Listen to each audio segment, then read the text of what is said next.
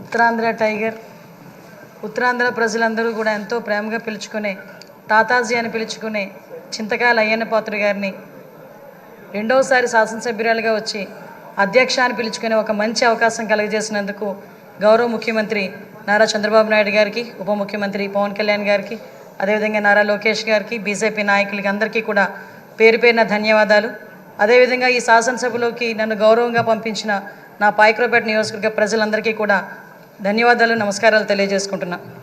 7 సార్లు ఎమ్మెల్యే, 5 సార్లు మంత్రి, 1 సారి ఎంపీ, ఇన్నిసార్లు రాజకీయ జీవితం గడిపినా కూడా ఎక్కడా కూడా భూతద్దం పెట్టి ఎతికినా కూడా ఒక మచ్చ కూడా కనిపించక, కేసు పెట్టాలని ప్రయత్నం చేసినా కూడా ఏమీ కనబడక, నిర్భయ యాక్టులు పెట్టుకునే స్థాయికి దిగజారిన ఆ గవర్నమెంట్లో కూడా ఎదురుడి నిలబడిన ధీరుడు మా అయ్యన్న పాత్రుడు గారు, మా తాతాజీ గారు.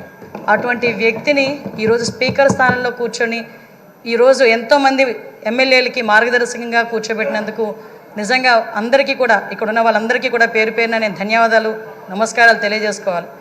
ఎందుకంటే అయ్యన్న పాత్రుడు గారు నా పక్క నియోజకవర్గం.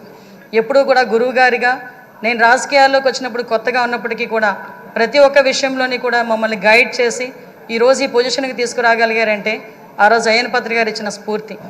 అయ్యన్న పాత్రుడు గారు 2004లో నేను నర్సీపట్నంలో ఒక టీచర్గా నేను ఉండేదాన్ని.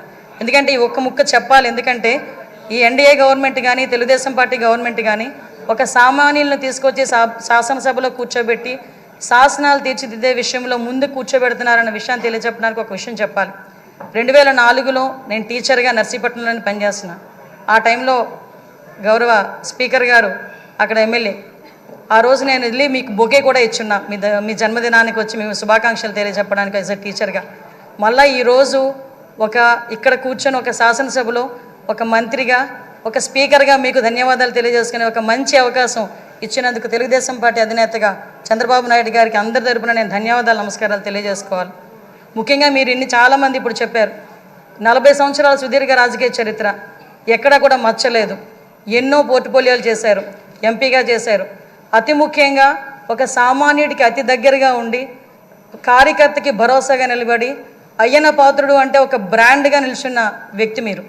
ఇవన్నీ జరగడమే కాకుండా మొన్న 2019 అంటే ఇంతవరకు మనం ఎంతవరకు పనిచేసామనేది ఒక ఎత్తు అయితే 2019 నుంచి 2024 వరకు ఉన్న పీరియడ్ని మనం ఒక బ్లాక్ పీరియడ్ కింద తీసుకోవాలి రాజకీయ చరిత్రలోనే. ఎందుకనంటే ఒక శాసనసభ నడిపించడం చేత కాదు, ఒక అడ్మినిస్ట్రేషన్ చేయడం చేత కాక ఒక నియంత పరిపాలనలో ఆంధ్రప్రదేశ్ రాష్ట్రం అట్టడుగుపోయిందన్న సంగతి మనందరికీ తెలుసు.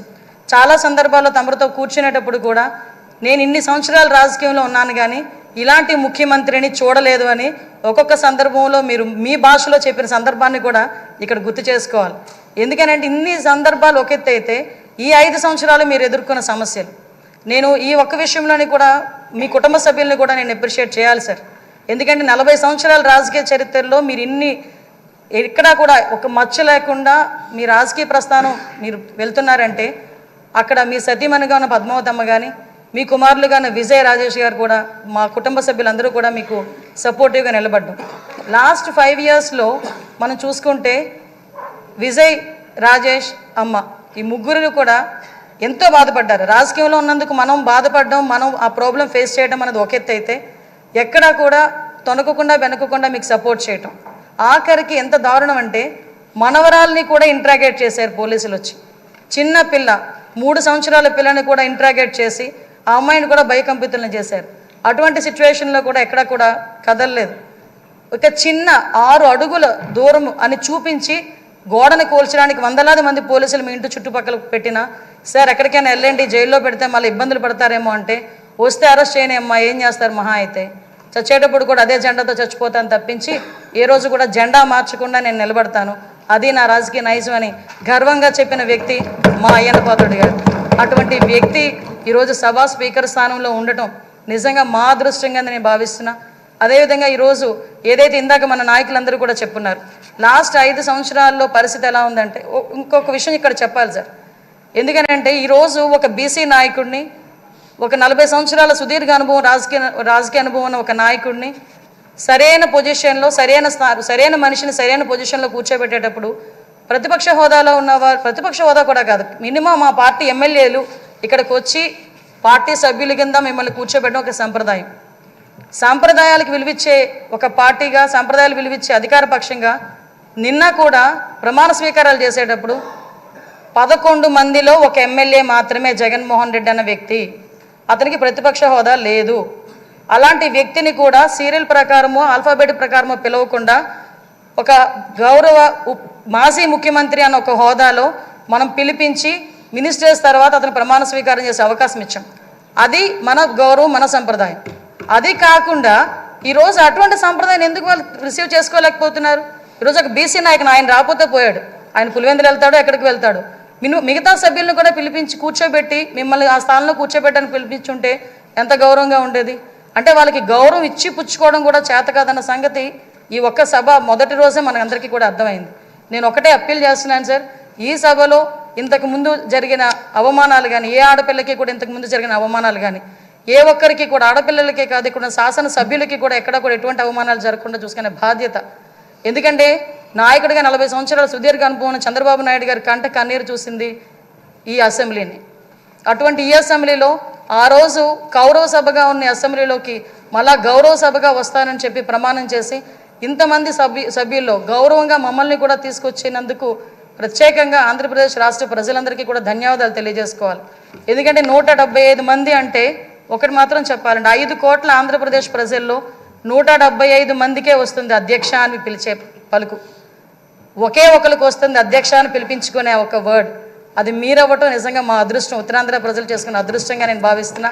అటువంటి ఉత్తరాంధ్ర నుంచి వచ్చిన మీరు ఈరోజు ఇందాక పెద్దలు గౌరవనీయులందరూ చెప్పినట్టుగా ఉత్తరాంధ్ర ప్రజలకే కాదు ఆంధ్రప్రదేశ్ రాష్ట్ర ప్రజలకి, అదేవిధంగా భారతదేశంలోని స్పీకర్లందరికీ కూడా ఆదర్శప్రాయంగా ఉంటారని నేను మనస్ఫూర్తిగా నమ్ముతున్నా. మీకు ఆ బ్యాలెన్సింగ్ ఉంది సార్. చాలామంది ఏమనుకుంటారంటే మనం స్పీడ్ అవుతామేమో అనుకుంటారు, కానీ మీకు ఆ బ్యాలెన్సింగ్ ఉందన్న సంగతి నాకు తెలుసు. ఎందుకంటే మిమ్మల్ని అతి దగ్గరగా, మీ కుటుంబ సభ్యురాలుగా నన్ను ఎప్పుడు కూడా ఒక కూతురుగా చూసుకుంటారు. అమ్మ కూడా ఎప్పుడు కూడా మమ్మల్ని అందరినీ కూడా ఆదరిస్తారు. మీకు ఇంకొక విషయం చెప్పి ముగిస్తాను సార్. నేను లాస్ట్ టైం గవర్నమెంట్లో ఏదైతే ఆడపిల్లల మీద ట్రోలింగ్ కానీ, సోషల్ మీడియాలో ట్రోలింగ్స్ కానీ, అదేవిధంగా వ్యక్తిగతంగా మాట్లాడడం కానీ, మీరే కాదండి అక్కడున్న చాలామంది అండి సోషల్ మీడియాలో బాధలు పడ్డాం. బయటకు వస్తే నోటుకు వచ్చినట్టు తిట్టారు.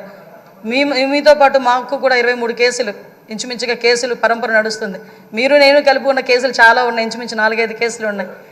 ఇవన్నీ మళ్ళీ పునరావృతం కాకుండా రాబోయే తరాల వారికి ఒక శాసనసభ అంటే ఇలా ఉండాలి. లాస్ట్ 5 years చాలామంది నాతో చెప్పారు, మేము పిల్లలతో కూర్చొని శాసనసభ చూడలేకపోతున్నాం. ఇంతకుముందు స్కూల్ పిల్లల్ని తీసుకొచ్చి గ్యాలరీలో కూర్చోబెట్టి శాసనసభ అంటే ఇలా జరుగుతుందని చూపించేవారు. అటువంటి సంప్రదాయం పోయి ఈరోజు టీవీలు ఆఫ్ చేశారు లాస్ట్ 5 years కూడా. అలా కాకుండా అందరూ కూడా శాసనసభను వీక్షించి జరిగే చట్టాలని కూడా వాళ్ళందరూ కూడా పాలు పంచుకునే అవకాశం కూడా మనందరం కూడా కలిగజేయాలని, దానికే మీరు సూటబుల్ వ్యక్తిగా మేము అనుకుంటూ మీకు మరొకసారి ఉత్తరాంధ్ర తరపున, పాయకరావుపేట నియోజకవర్గం తరపున ధన్యవాదాలు, అభినందనలు తెలియజేసుకుంటున్నాను సార్. Thank you.